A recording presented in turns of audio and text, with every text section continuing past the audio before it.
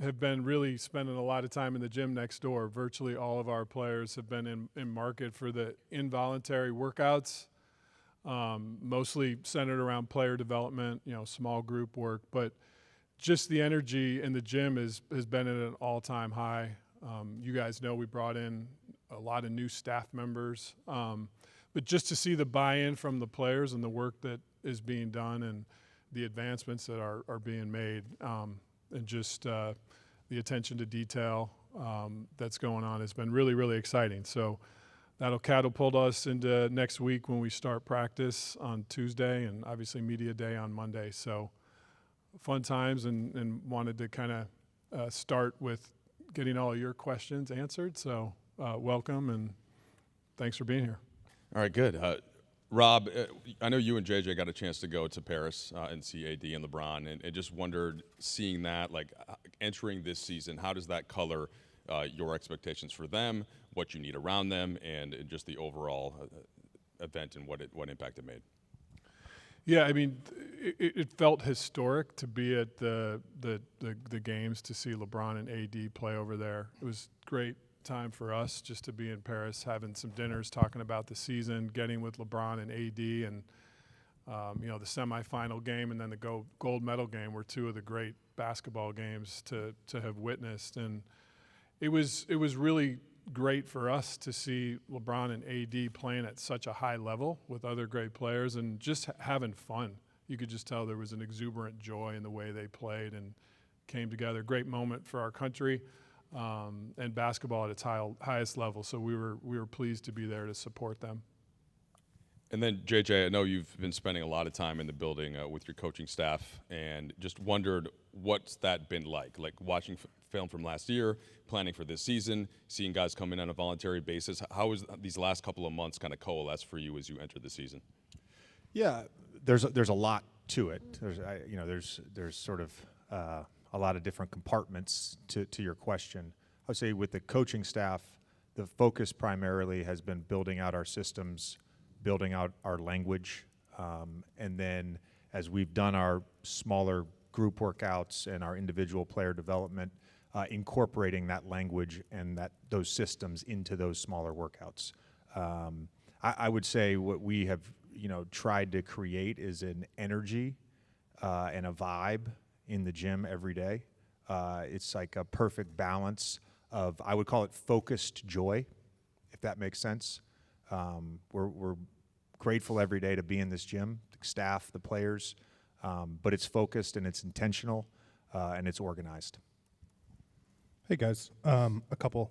Rob or JJ, can you kind of just walk us through health and availability of guys like Jared Vanderbilt? Rui had a knee thing or an Olympic injury. We know about Christian's surgery. What's going to be what's sort of the status of the roster heading into training camp in terms of availability? Yeah, I think you brought up a number of players. Gabe Vincent and Rui are both clear for camp, so no issues there. In terms of Vando, this offseason he did have 2 procedures, one on each of his feet. The procedures were highly successful, and he's on a return-to-play program that so far has been lockstep and very promising, led by our new director of performance, Dr. Leroy Sims, and his team. They've been doing a great job, and we have a lot of optimism that when the real games start, he'll be available. Now, between now and then, there's still about a month, and there's a lot of ramp-up steps that need to go well, and so hopefully there won't be setbacks. But so far, very promising, and we're grateful that he has the issues in his feet behind him, and it's just now a matter of getting fully ramped up and ready to be cleared. Christian Wood, on the same knee, had surgery on last season. He did have a separate cleanup surgery that went well, performed by Dr. Chris Jones at UCLA Health, and he'll be reevaluated in 6 weeks and is progressing well. Jalen? Jalen's cleared. Okay.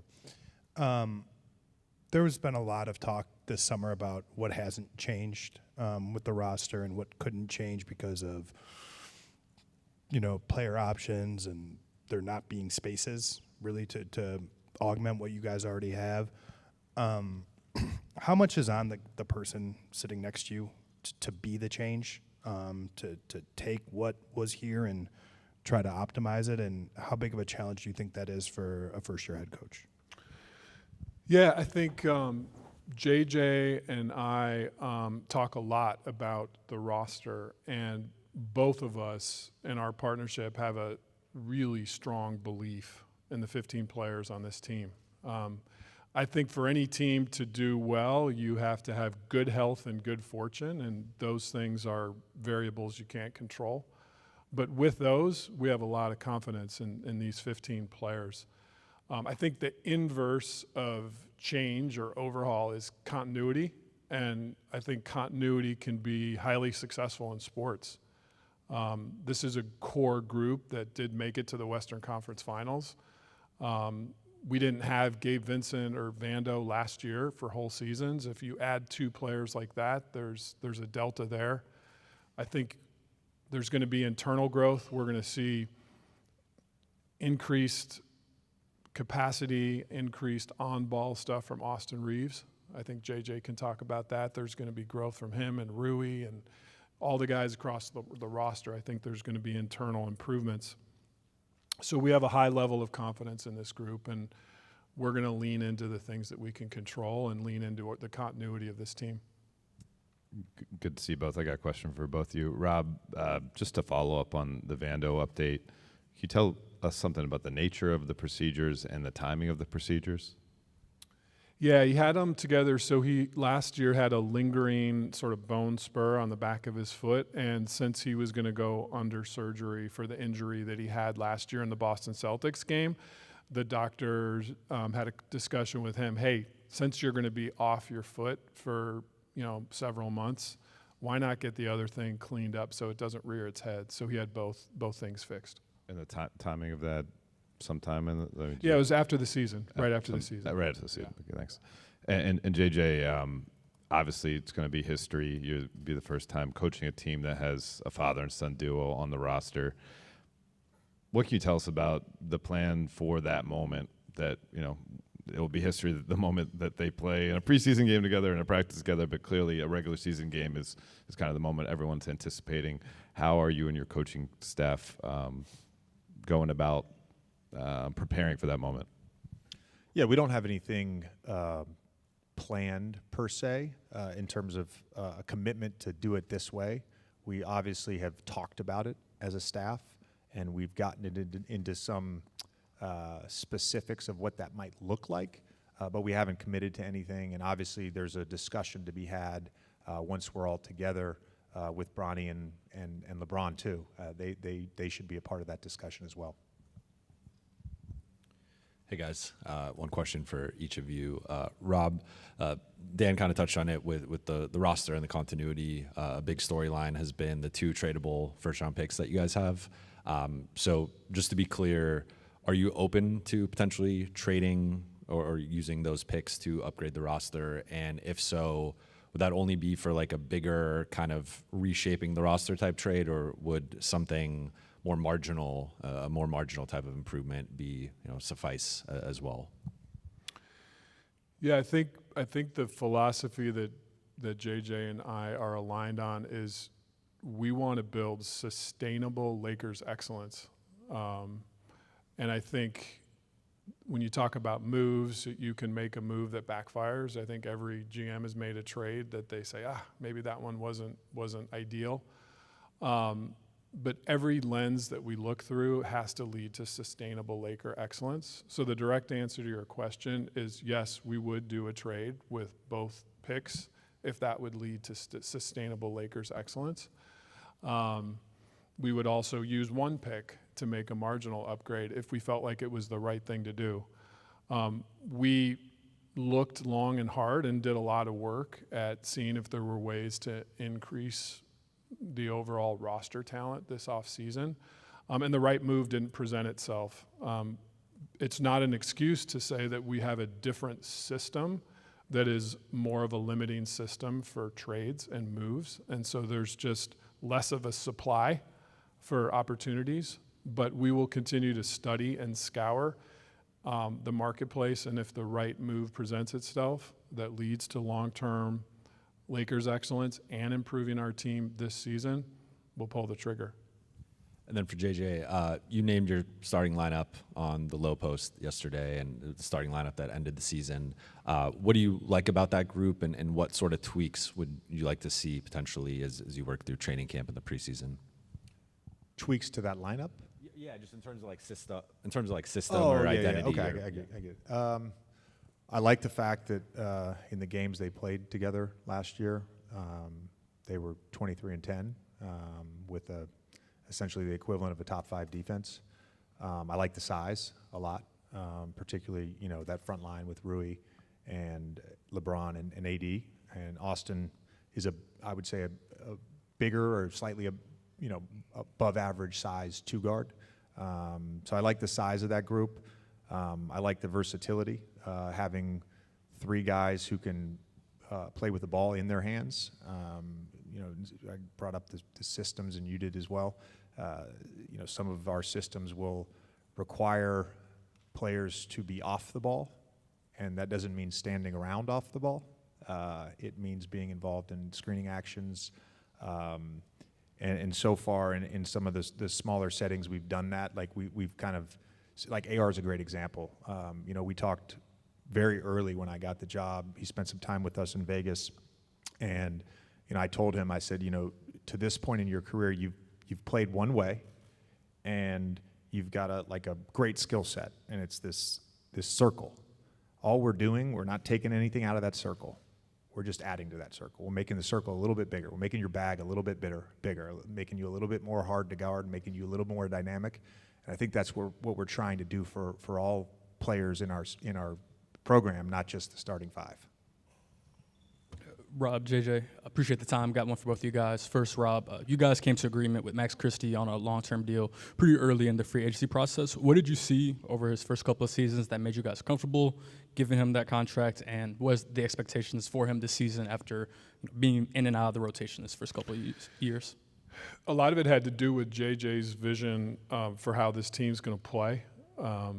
Some of the things he's talked about, which are supported by sort of our data science team and the coaches upstairs have been vigorously going through, is making adjustments to things like corner crashing and trying to win the extra possession game. I think Max Christie is sort of the prototype player of a 3-and-D wing that can defend, pick up with pressure full court, which is another thing JJ's talked about in his system. He can make corner threes, I think, at a high clip. And he's very long and athletic, and so I think he will be a guy that's going to help us win the extra possession game by crashing. So just the way he played, the way he's built, really aligned with JJ's philosophy. And then just his character. He's in the gym every day. He is probably one of the hardest workers on our team, and so those are things we're going to lean into when we choose people that are going to be part of our program.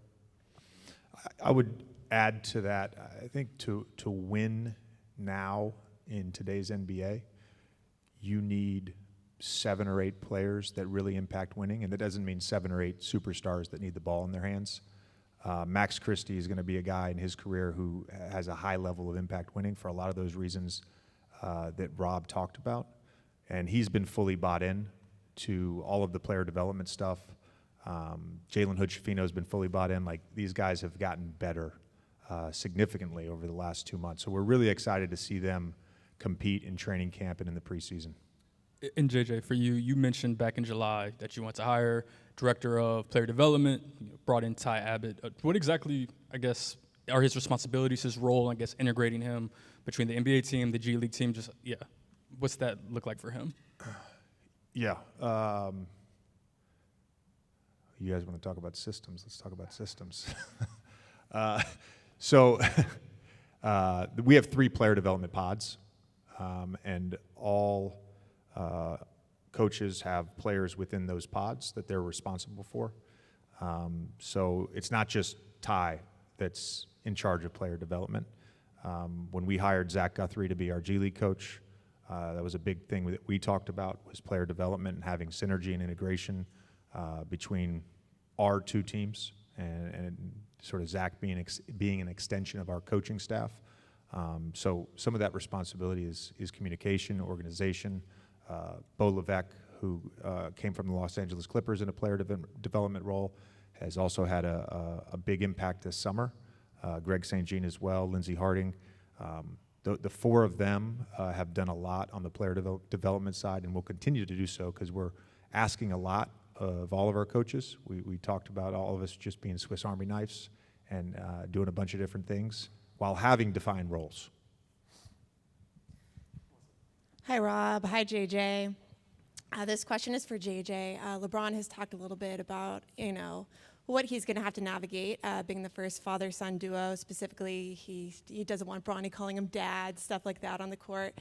I'm curious from a coach's perspective, ahead of this historical moment, what do you see as some of the greatest challenges of having both a father and a son on the same team, especially when your father is LeBron James? A challenge for me or a challenge for Bronny? Or a challenge for LeBron? I'm sorry, I want to... Challenge for you in Challenge for me? navigating all of that. I don't look at it as a challenge that's unique from any other challenge of coaching a player or coaching a relationship. Bronny, I feel very fortunate that I get to coach him because he's young and he's hungry and he's got a lot of inherent skill sets that we can really mold into a really good NBA player. On top of that, he's a fantastic kid. He's extremely coachable. He's got the right spirit and energy every single day. So yeah, I hate saying this because it's you asking the question, but it's not something I've really thought of as a challenge, if that makes sense. The challenge. That's a callback, by the way, just so you guys know. That's a callback. Maybe the challenge is on Bronny when, like in our pickup game, I think it was yesterday or 2 days ago, he got switched on to LeBron, and LeBron took him baseline and up and under off the glass, and the words exchanged afterwards were probably more challenging than anything else. Guys to your left, Crystal Rich, KTLA. JJ, starting with you, since joining the Lakers, I'm sure this will change throughout the season, but what has your relationship been like with LeBron in terms of growth and evolution from a former competitor to podcast partner to now player coach? Yeah, I think it's at the early stages of that relationship, particularly because, LeBron was doing USA Basketball for most of the summer, and then I'm not exactly sure where he went, but he gave himself a nice vacation. But he's been back in the gym the last 2 weeks, and I think the biggest thing is just communication on all levels. I was constantly texting him and AD once they finished up in Paris as we sort of built out our languages. We just were sending them our potential installs of offensive sets and our languages defensively and offensively, talking through things with him on the court since he's been here. So I think the biggest thing is just the communication that we already inherently have. That's just continued to grow. Group chats feel the same, or do they feel, a little bit different now that you're coach? I feel like a coach, if that's what you're asking. I mean, I feel like a coach, but I would say the manner in which we communicate is no different. Got it. And Rob, you said that you believe in this roster as is, but if the opportunity presents itself that works well for this organization long term, you would pull the trigger. How far, if not now, is this organization away, or this roster away from contending for a title? Yeah, I think that's really a question that I think we'll have a better sense on after 30 games. But we believe in this group, and the 15 guys that play the games are going to control the wins and losses with their effort, with how hard we play, with the pride we play with how organized and detail-oriented we are. And I can tell you, we can't guarantee wins and losses, but we can guarantee that that's going on with these guys. So the confidence and belief level is high. But the work is never done. And so we'll continue to look for ways, if we can, to upgrade the roster. That's part of our jobs and something we always have an open eye to doing. But if we have good health and good fortune, I really like our chances. Hi, Rob and JJ. Good to see you. JJ, with LeBron, how do you hope to juggle his workload given the stage he's at in his career, while also recognizing that he's obviously still playing at such an elite level? I hope to juggle it well. Yeah. I hope to juggle it well. Yeah. Yeah. No. How do you balance those two things? Yeah. I think it just goes again back to the communication. And LeBron, myself, Mike, Leroy, we've already sort of talked through what October will look like for him as we ramp up. I think everyone in this building is cognizant of the fact that he's almost 40. But you know, when we've watched the pickup games, you know, he's going full tilt. He's on the court, he's going. You know, so in some ways, I think sometimes we maybe have to save him from himself, and whether that's in training camp, practices throughout the season. But we'll be mindful and thoughtful, and we have a process for all of that as well. Eric Pincus, Bleacher Report. How y'all doing? Thank you for having us. JJ, I asked a variation of this question last year. Do you, as a franchise, have a traditional center on the roster? And if not, why is that not necessary, or is it necessary?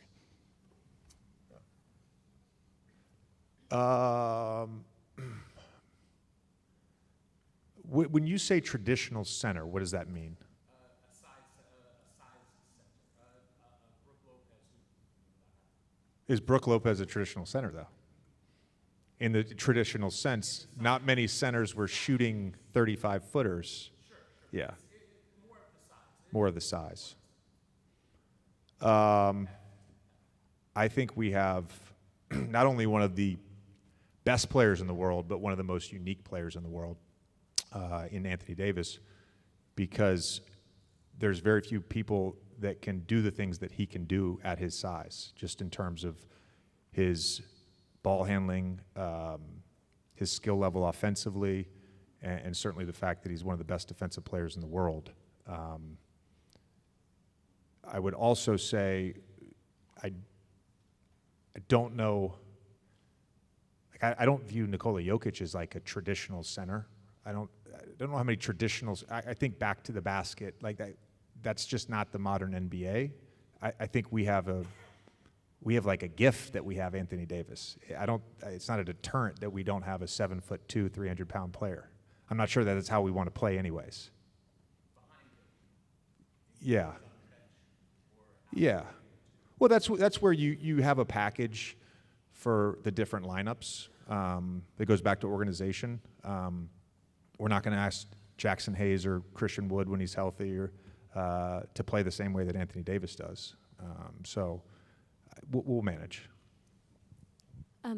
JJ, you said you feel like a coach. You've used the words focus, joy, and I'm just curious, in the early goings here, what have you learned about JJ Redick's coaching style?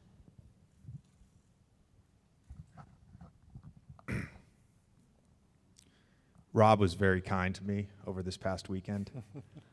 He, as you guys know, my family, we just moved back out here, and it was very sudden for them, and it's been an adjustment for everyone. And my oldest, of course, he played 2 years of travel basketball. He had real friendships, and he lived across the street in Brooklyn from his best friend. They had a standing Tuesday play date. They played all the sports together, flag football, basketball, etc. And, at times it's been tough for him. And so I asked Rob, I said, Rob, is it okay if me and the Mini Banshees, it's our video room, the Mini Banshees, if we host his two travel teams? He's playing same travel team, but different age groups. So he plays up sometimes, plays down other times. Can we host about 20 kids and the parents on Saturday at practice? Rob was like, great. Got it cleared with Lisa in the building and signed the waivers. My coaches put the kids through a great practice. I happened to be at a station when we were doing offensive breakdowns and may have overcoached a little bit. And And Cal, one of our coaching associates, after we'd finished up the drill, he came over to me and he said, you know you're a psycho, right? And I was like, yes, I'm well aware. So if anything, I've just reinforced the fact that there's something just ticking a little bit wrong. But honestly, the staff, and I said this recently, I think it was to Spectrum, or maybe internally, but I had a goal, and Rob and I had a goal of hiring a really diverse coaching staff in terms of experience and skill sets, and we accomplished that. But the one thing that was like a non-negotiable was that everyone we hired was a sicko, a basketball sicko, and we've done that. And like our coaching meeting, like, you want to feel alive and you love basketball, come to one of our coaches meetings. You want to feel alive and you love basketball, come be in the gym when these guys are in here. It's been awesome. Thanks for the invite. We'll take you up on it. It was No, more of a no, that's all right. That's metaphorical all right. invite. That's all right. No, thank you. Yeah. Rob, you guys signed Christian Coloco to a two-way deal. Has he been cleared yet through the return to play protocol? Will he be able to participate at the start of training camp? Yeah, in terms of our center depth that Eric flagged, I think in addition to Jackson Hayes, Christian Wood, we do have two guys on two-way that play the center position, and Colin Castleton, and we signed Christian Coloco. We have optimism. We did a deep dive with our medical staff, again, Dr. Vigil, Dr. Jones, Dr. Sims, and have a lot of optimism and hope. He's still with the panel, and part of that is just logistics that have to happen. But we think that'll happen sooner than later, and whatever the decision of the league is, we'll respect. But again, we have a lot of optimism, and if he's cleared, 7'5" wingspan, 7'1", I think we saw a lot of promise in him when we scouted him, and when he was at Arizona, was almost a first-round pick. So to get a player like that we can bring along and develop and may even impact games this year when he gets cleared is something we're really excited about. JJ, last one for you. We haven't really talked about D'Lo at all today. Led the team in three-point attempts. I know that's a thing that you'd like to see that team's number rise. How does he fit into kind of your vision for the style of basketball this team is going to play this season? Yeah, I mean, I say throughout the summer, he was probably the guy that I talked to the most of anyone on the roster. We had a number of conversations during free agency and throughout July and August, and like he's going to have a major role on this team. I think the thing that D'Lo and I have talked about a lot is just like, let's put you in a position to have a career year. His mindset, his energy, the talk that he's brought, the leadership that he's brought when he's been in the building has been excellent. So I'm thrilled to be coaching D'Lo this season. He's in a great place right now, heading into training camp. JJ, just curious your balance, first year as a head coach in the NBA, and how much leeway do you give yourself knowing that you don't know everything and it's going to take time and experience to obviously accomplish what you're hoping for, but at the same time you're also coaching a franchise that always has championship aspirations and expectations? Yeah, I put a lot of pressure on myself. I always have. That's not going to change. I think as I've gotten older, I've learned to give myself a little bit of grace. So I think that mentality is going to serve me well in this job, particularly in the first year. There's a lot of things I don't know, and I feel very fortunate to have the coaching staff that I do have. I've learned a lot from them already, and not just how to do this job, but about basketball. That's kind of the environment we wanted to create with our staff, and we've done that. But yeah, I think the word is grace, to be honest with you, and it's something that I think applies to me individually, but as a group, I think you have to have grace with each other as well. There's 82 games, hopefully a long playoff run. No one is going to be perfect in this thing. That's just the nature of this sport and this business, and that's okay. That doesn't mean we're not going to hold each other accountable. Doesn't mean I'm not going to hold myself accountable. But the word I like is grace. Hi. Yeah, I have a question to both of you. First of all, Coach Redick, during the Olympic, Rui Hachimura's role was leading the Japanese national team. What did you think of his performance as a leader? And Mr. Pelinka, will there be any differences in Hachimura's role on the team this season? If so, what the differences be? I can answer the second question too, because that's not a Rob question. No, I thought Rui was fantastic, particularly in the lead-up games, the exhibition games going to the Olympics, and then also had a couple of really good games in the Olympics. In terms of his role, I think that's something that we will define with him, and we will also be open-minded to that evolving. Rob brought up the corner crashing, because when he's not posting up or not playing out of closeouts, or not screening, Rui is an excellent shooter. We want him shooting corner threes, so he's already going to be in the spot to corner crash. So we're going to try to ramp up his offensive rebounding. We're going to ask a lot of him defensively, particularly with bigger wings. And I think if you look at some of the advanced stuff from last season, when he gets the ball in the post against a mismatch, that's a good option for us. When he's attacking a closeout, that's a good option.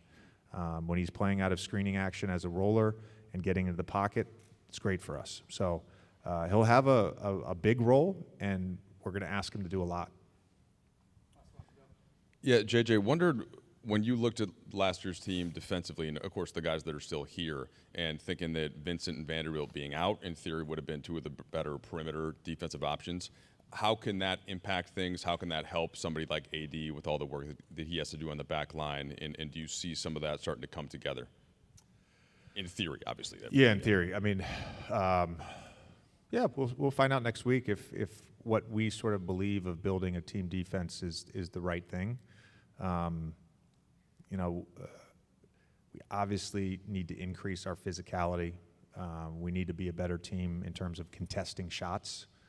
We were in the bottom third of the league last year in that.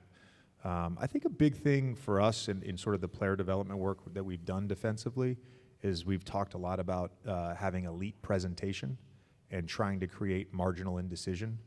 That could be in a shift. That could be with low man help. That could be with the big up to touch and drop. The other point I would make is, and Rob, answered the question earlier about him, I think Max Christie has a real chance to be a high-level impact player on that end as well.